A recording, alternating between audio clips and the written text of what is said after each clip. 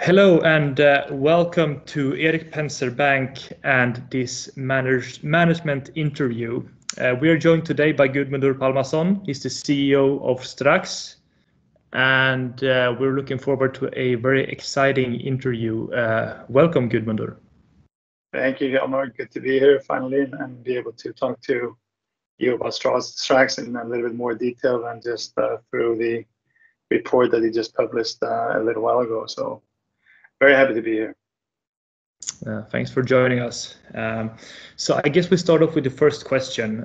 We have seen during 2020 that the market for mobile phones have seen a rapid decline. But if we look at your numbers, the sales and the profit was not affected in a similar way. Could you elaborate a bit on the factors behind this resilience that we've seen in 2020?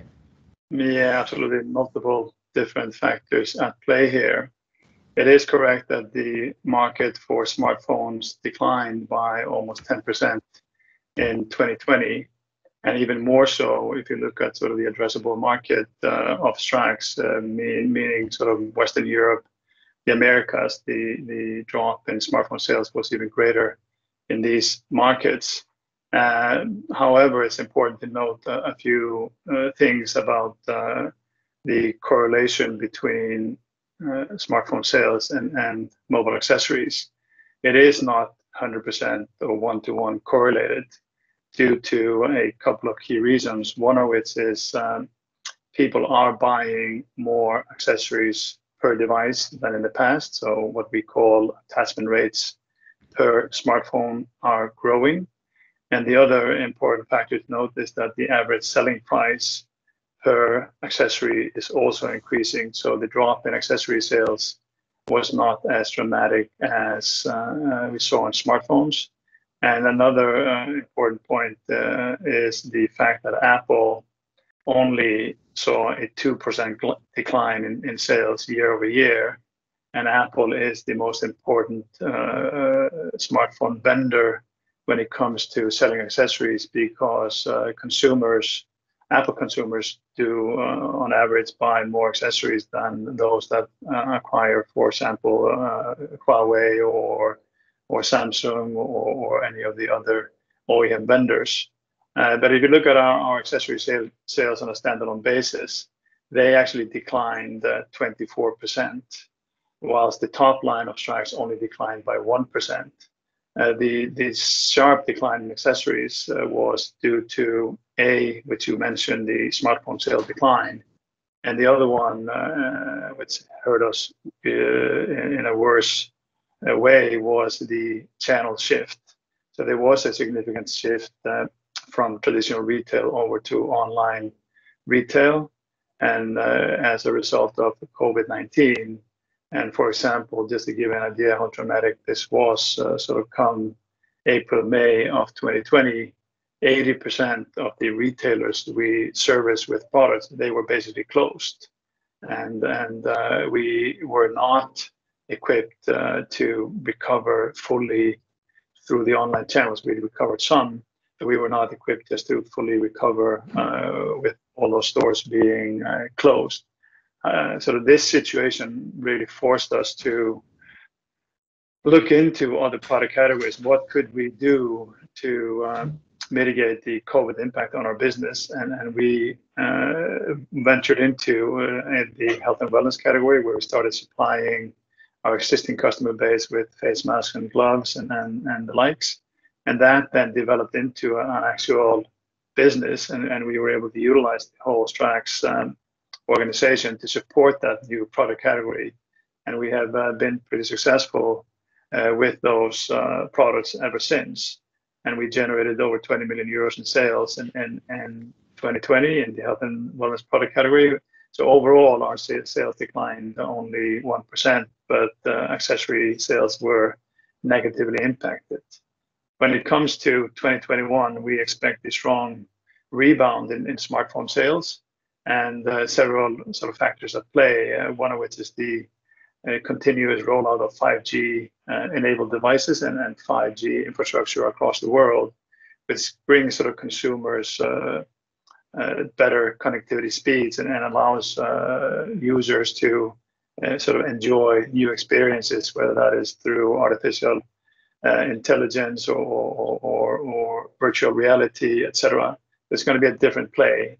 And then, of course, we do expect the retail to reopen slowly but surely whilst the vaccination programs are rolled out in Europe and US. So we look forward to sort of the second half of 2021, where we hope to see accelerated growth, and from that point on going forward. Thank you. You mentioned the importance of various sales channels, and I believe that the entire retail industry has faced this tremendous shift from offline or physical sales to online. Could you elaborate a bit on your strategy for the online channel going forward?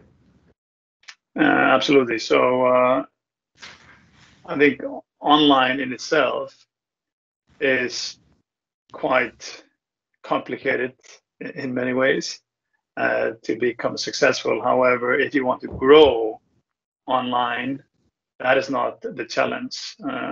You can run all sorts of promotions just to increase your sales. The challenging part is really profitability.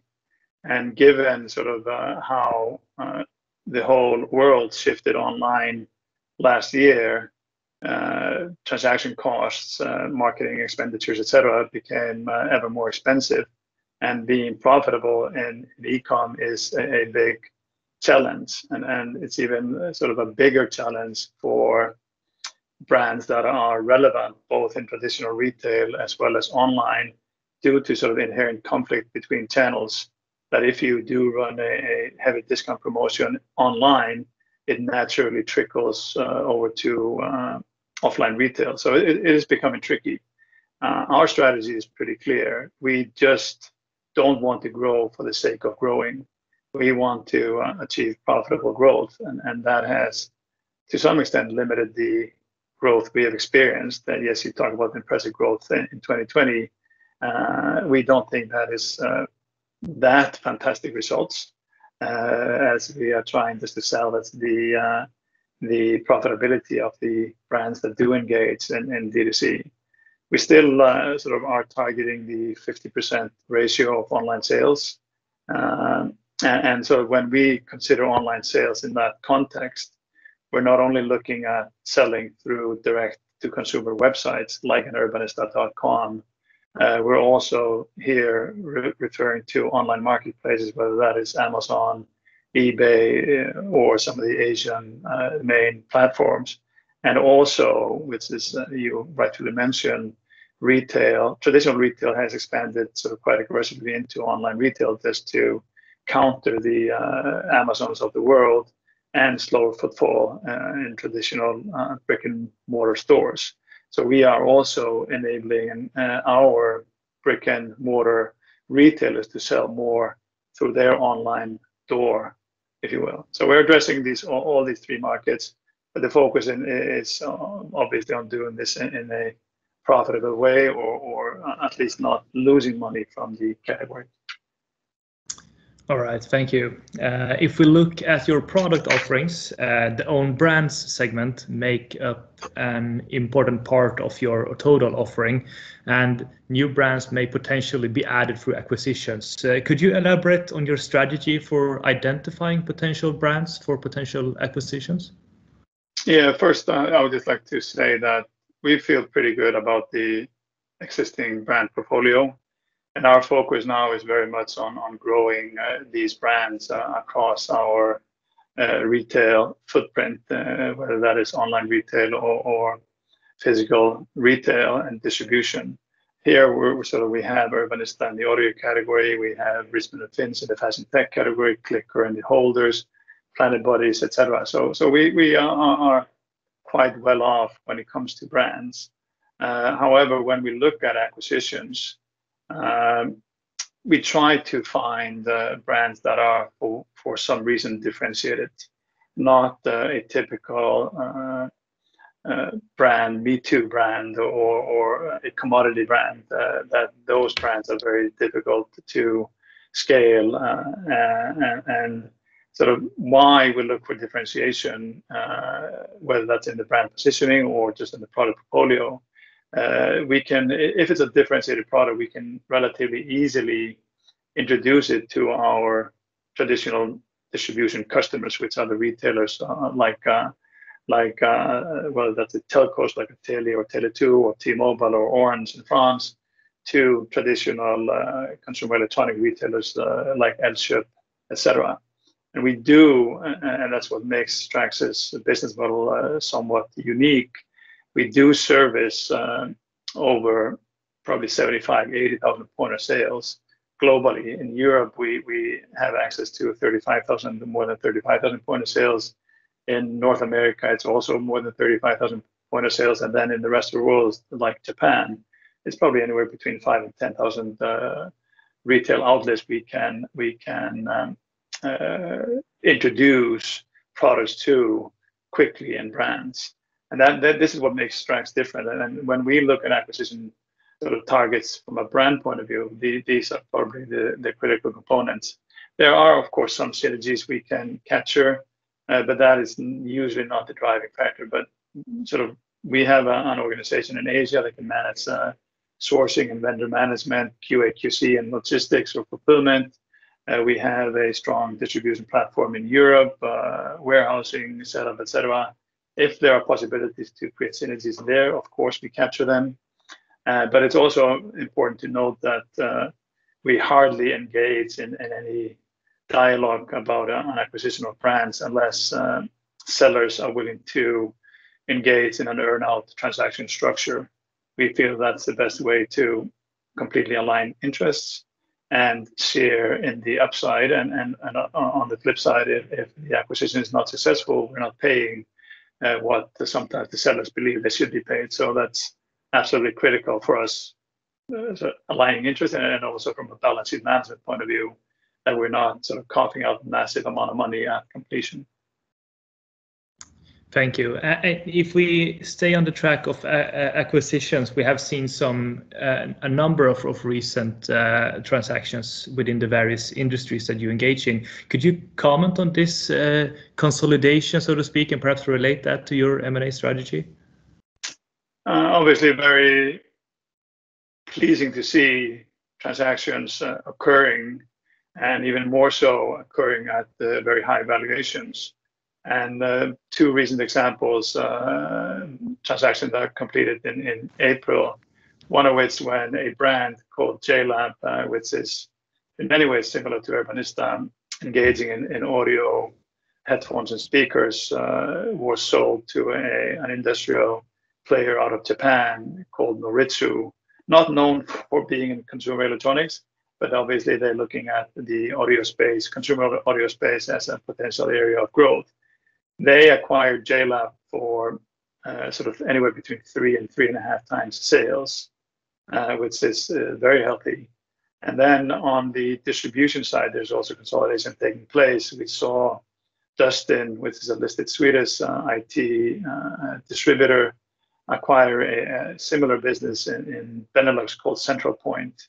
And the valuation multiple there was 15 times EV/EBITDA, which is also quite healthy. And if you would sort of apply these multiples on our businesses, you would get a significantly different valuation on STRAX on the whole, which sort of underpins what we've been trying to communicate, that we feel that STRAX is undervalued.